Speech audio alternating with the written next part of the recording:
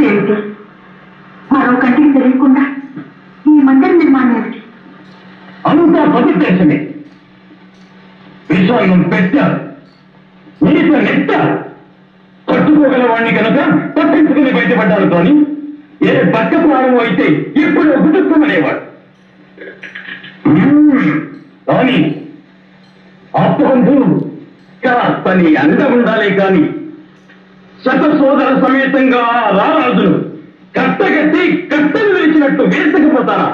అప్పుడు తెలుస్తుంది ఆ ఉద్దేశం ఏమిటో. బాగు బాగు, నీవంతటి వాడివి. కానీ అనుమానమా? కాదయ్యా, హెచ్చరిక.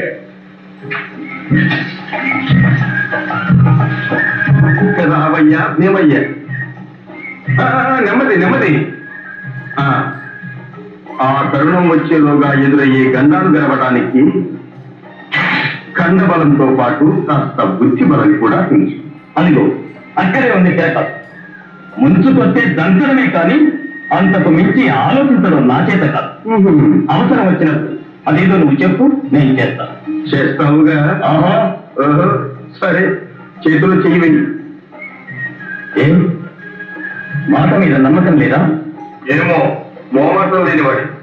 ఇలా చెప్పాక మాట తప్పితే ముందరి కాళ్లకు బంధాలు బాగా వేస్తావు బావా. కాదయ్యా బాబు, ముందు జాగ్రత్త.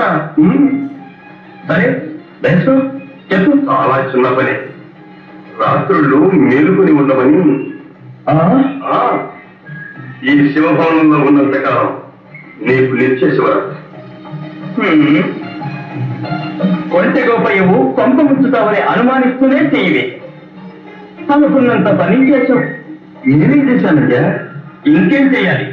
కడుపు నిండా మెక్కిన వాడికి కంటి నిండా కొనుక్కుంటానని నీకు తెలియదు. అయితే కాస్త ఆహారం తగ్గించు. ఉండలేనే. అయితే మాట తప్పు. అది మా ఇంట్లో వంటలేదే. అలా అయితే మాట మీద నిలబడు. నల్లబావా, ఇక తప్పేదే ఉంది. మీరు కాళ్ల మీద నిలబడదు.